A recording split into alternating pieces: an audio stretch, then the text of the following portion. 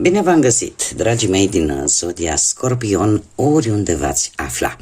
Bine ați venit tuturor pe canalul meu, Tarot Flor de Loto. Numele meu este Nina, pentru cei care nu mă cunosc, și mă bucur ca de obicei să vă am alături la fiecare lectură, atât pe dragii mei abonați, cum de asemenea și pe cei care poate sunteți pentru prima oară aici pe canal. Azi voi face, așa cum v-am obișnuit, o lectură atemporală, fără limită de timp, o lectură pe care voi să o puteți urmări oricând doriți sau atunci când apare în viața voastră. Desigur, dragii mei, un aspect important de care va trebui să țineți cont, și anume faptul că voi vă construiți viitorul.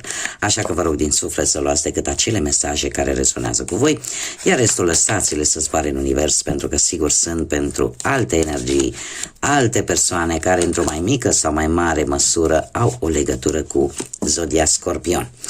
Desigur, dacă nu veți rezona poate cu această lectură, puteți viziona celelalte zodii, care pot reprezenta pentru voi ascendentul, luna, Venus sau oricare altă planetă importantă din cartea voastră astrală.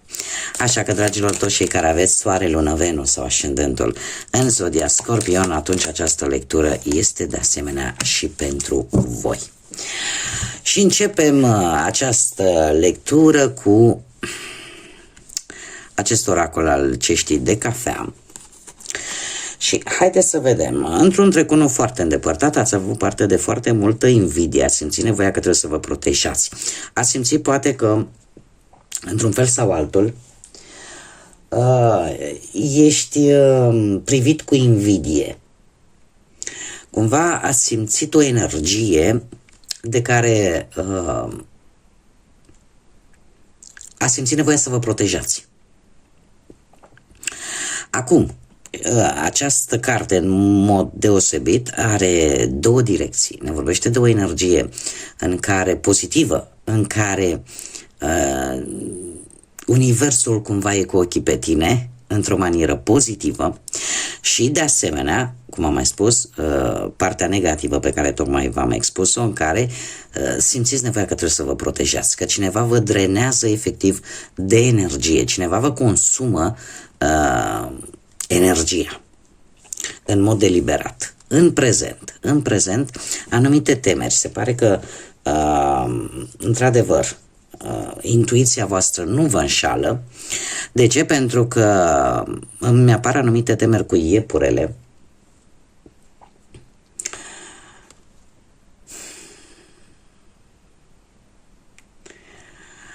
E posibil să fie la nivel mental mai mult aceste temeri. Să fie, exact cum am mai spus, ceva, nu neapărat că vă este teamă de ceva la nivel fizic. Este o teamă care vine din interiorul vostru, intuitiv.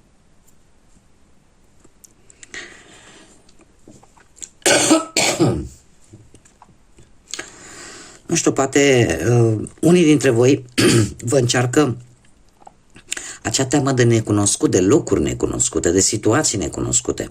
Sau poate pur și simplu avem de asemenea și sarcina, da? Venirea pe lume a unui copil sau aflarea de unei sarcini care poate crea aceste temeri. Pentru unii dintre voi, da? Nu pentru toată lumea, pentru cei care se regăsesc, pentru că e posibil în momentul în care, mai ales pentru cei tineri care poate, doamne, domn, indiferent de sex, în momentul în care afli că vei deveni părinte, mii de scuze,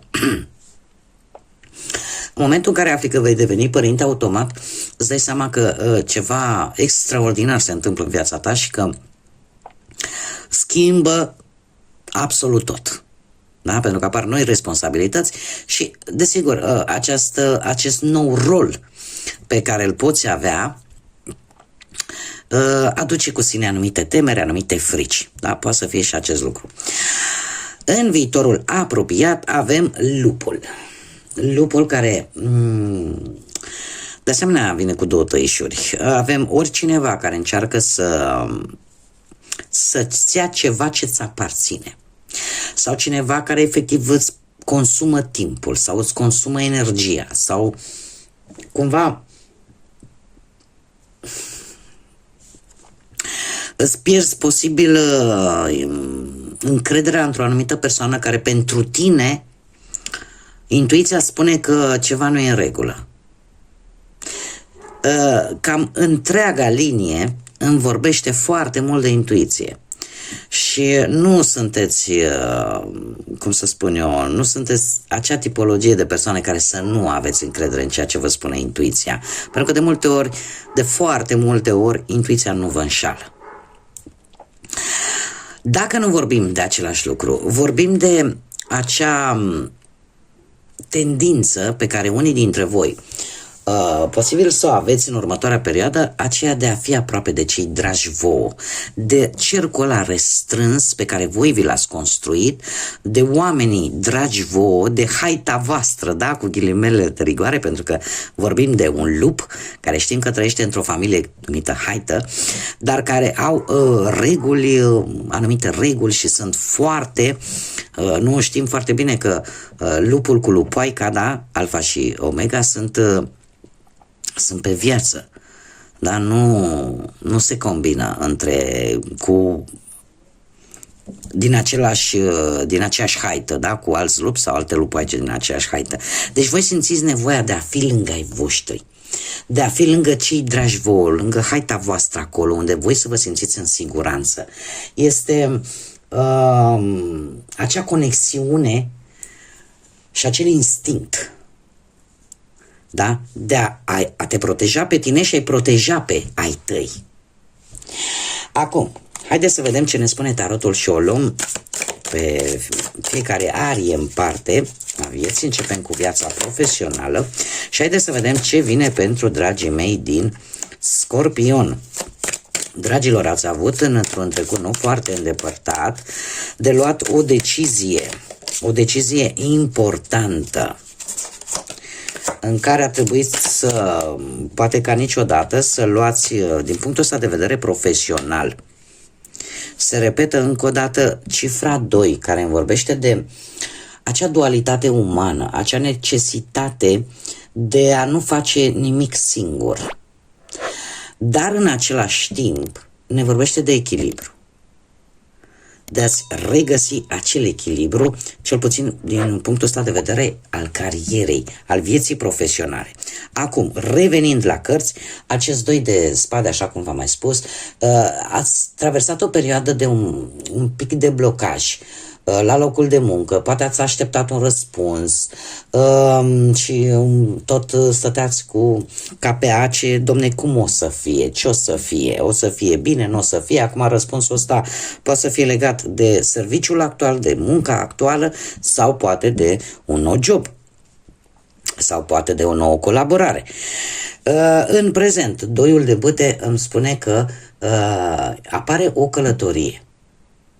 Apare o călătorie care poate să fie relaționată poate cu o specializare care ți se cere sau poate că apare această călătorie în care tu trebuie să cauți respectivul job care corespunde cumva cu ceea ce ție îți place să faci cel mai mult. Da? Este, aș spune, o ieșire din zona ta de confort. O provocare pe care, sinceră să fiu, cred că pentru tine nu va fi ceva nou. Această provocare nu e ca și cum, domne, nu știu cu ce să mănâncă. Avem un paș de bâte. Din câte văd aici, lucrurile încet, încet, pe planul ăsta al carierei, se vor rezolva. Pașul de bâte îmi spune faptul că vine stabilitate, vin vești bune, vin schimbări favorabile în viața ta. Apare un job sau poate apare un interviu cu un rezultat pozitiv. De asemenea, îmi poate vorbi de o perioadă de schimbare în viața ta profesională, în care tu vei descoperi lucruri importante care îți vor schimba viața într-un mod pozitiv. Da? Așa că lucrurile merg în direcția bună pentru voi, dragilor, sau pentru unii dintre voi care vă veți regăsi. Haideți să vedem cu bănuții cum stați. Cu bănuții, un rege de bâte. Nu știu dacă zodiile de foc au vreo legătură cu bănuții voștri sau cu situația voastră financiară, mai precis berbec, leu, săgetător. Acest rege de bâte. Pe partea asta banilor se pare că ți-ai folosit tare bine istețimea de a obține lucruri. Lucruri care cumva să te conducă la un câștig de bani. Ți-ai dat seama că ești pe drumul cel bun, iar în prezent avem nebunul. Avem nebunul care vorbește de posibilitatea de creștere financiară. De ce? Pentru că ești dispus, sau sunteți dispuși, dragilor din Scorpion, să vă asumați anumite riscuri. Așa cum îmi place mie să o spun, scorpionii au, toată viața lor e o întreagă provocare. Multe provocări, multe transformări, multe schimbări. Deci pentru voi, faptul că trebuie să începeți să o luați de la capăt sau că trebuie să vă asumați anumite riscuri, nu este ceva cu care nu sunteți obișnuiți. Și aici, cu nebunul, se pare că într-adevăr apare o creștere. Apare un nou început pe parte financiară în care tu ești dispusă să-ți asumi anumite riscuri sau poate un anumit compromis. Avem de asemenea îndrăgostiții, semnul gemenilor, poate vă spune sau nu ceva pe planul ăsta financiar, care vorbește de o decizie care va trebui să o luați din punct de vedere bănesc și pe care o veți lua influențați de ceea ce simțiți. Vă veți lăsa ghidați de ceea ce vă spune interiorul vostru, mai mult partea asta emoțională decât cea rațională. Îndrăgostiții, de asemenea, îmi vorbește despre beneficii, posibil beneficii temporare, câștiguri temporare sau un câștig. Pur și simplu, un câștig de bani care vine, e adevărat, nu ceva extraordinar, dar atât cât îți trebuie, poate să-ți rezolvi o anumită problemă. Mergem mai departe, haideți să vedem pe plan amoros, pe plan sentimental, pentru cei care sunteți într-o pereche. Cei care sunteți într-o pereche, avem Marea Preoteasă, într-un trecut nu foarte îndepărtat, ați avut așa o relație magică, o relație în care relația voastră a traversat niște momente foarte bune, niște momente în care a existat magnetism, a existat atracție între voi, da? Lucrurile au mers bine.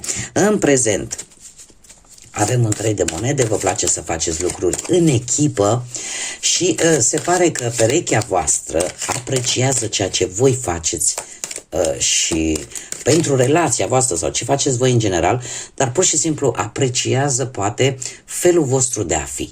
Sau puteți inversa, da? Și cum să spun eu, dacă voi să apreciați ceea ce face perechea voastră, poate pentru voi, da? Pe planul ăsta amoros, când e vorba de două persoane, aici va trebui să adaptați, da? În funcție de cum rezonează pentru voi. Dar în prezent faceți lucruri în echipă, așa, faceți o echipă bună. Și avem un 10 de bâte, un 10 de bâte care într-un viitor apropiat, eu aș spune că într-adevăr vă veți lupta pentru a salva, poate, pentru unii dintre voi, a vă salva relația.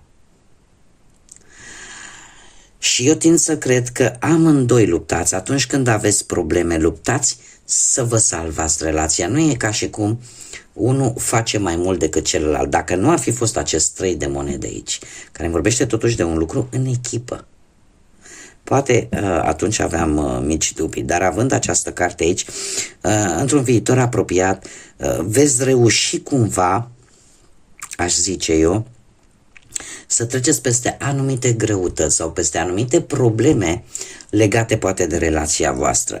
Și nu va fi o perioadă, cum să spun eu, 10-ul ăsta de bâte ne vorbește într-adevăr de o situație actuală, dar în același timp ne vorbește de faptul că ceva se termină. Că toate aceste greutăți pe care poate le-ați dus în spate, cumva, se apropie de final. E ca și cum nu mai e mult și se termină. Este foarte adevărat. acum, văzând imaginea mai bine, este foarte adevărat ca unii dintre voi să fiți foarte, să vă simțiți foarte îngreunați, poate, de grija copiilor. Unul dintre voi este foarte preocupat, ca să zic așa, de anumite aspecte care au legătură cu copiii, pentru cei care aveți copii. Și încercați să le rezolvați cât puteți voi de bine. Doar că, indiferent despre care situație este vorba, toate aceste greutăți, toate aceste zbateri pe care voi le aveți, încet, încet se vor termina. Haideți să vedem, pentru cei care sunteți singuri, pentru dragii mei scorpioni care sunt singuri în următoarea perioadă.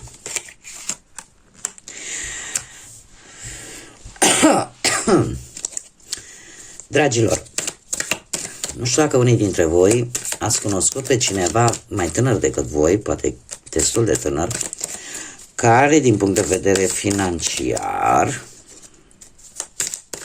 știu cât de bine ar sta, dar este cineva, nu știu dacă are legătură cu locul vostru de muncă sau cu ce faceți voi în acest moment,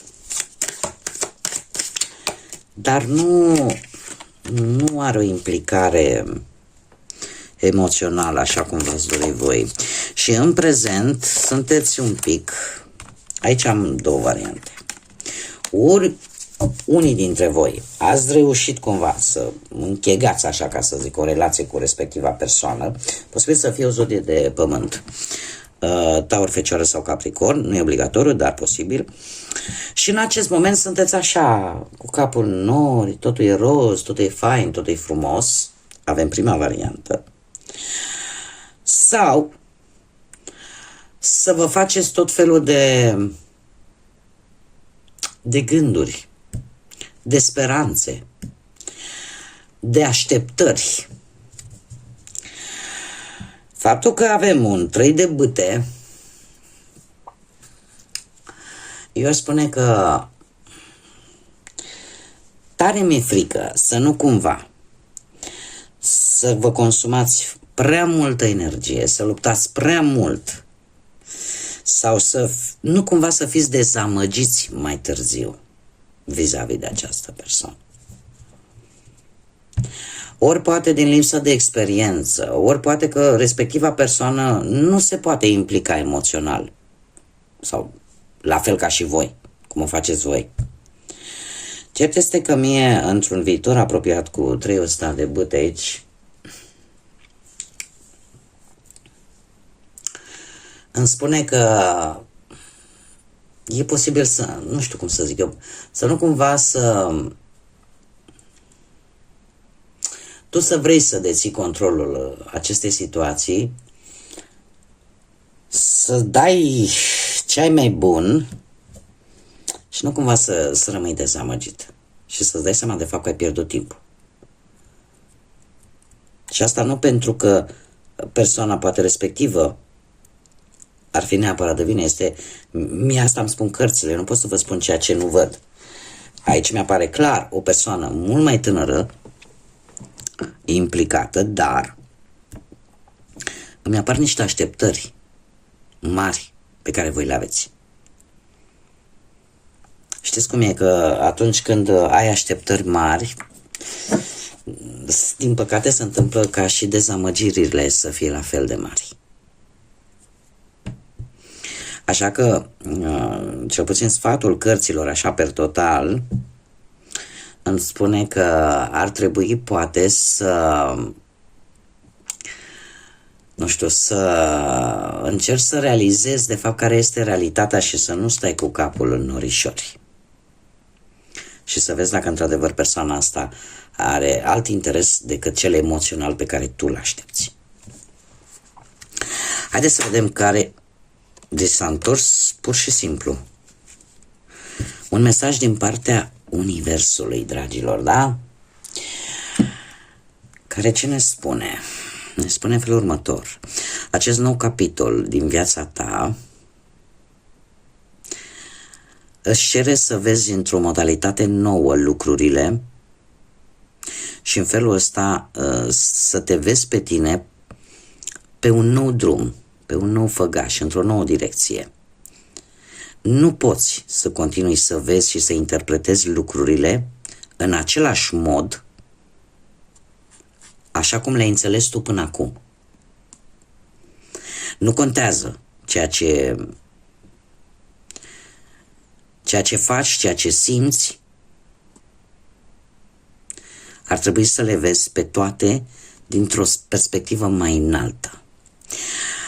Așa, mai pe înțelesul tuturor, este un îndemn, este un mesaj care te îndeamnă. În primul și în primul rând te avertizează că noi capitole, noi schimbări vin în viața ta. Dar ce se întâmplă? Aceste noi schimbări vin la rândul lor cu noi cerințe, adică de a vedea lucrurile într-un mod total diferit. Dar să nu faci greșeala să le vezi prin prisma gândirii vechi pe care ai avut-o până să vină aceste schimbări. De asemenea, ți se spune că, indiferent de ceea ce tu poți vedea, de ceea ce tu poți simți, ar trebui ca situațiile pe care le vei traversa de acum înainte să le vezi dintr-o altă perspectivă, dintr-un alt unghi. Și ca să dau cel mai simplu exemplu, cu toții cred că știți acea frază care spune, domne, nu vede pădurea de copaci. Adică încercați să vedeți în perspectivă, încercați să... Uite, dau un exemplu ca să fie cât mai pe înțelesul vostru, dau un exemplu cu această situație. A vedea în perspectivă înseamnă a nu avea așteptări. Dacă această persoană nu este ceea ce mie îmi trebuie, dacă această persoană este sinceră în felul ei și dacă nu mi-arată sentimente, înseamnă că poate nu le are.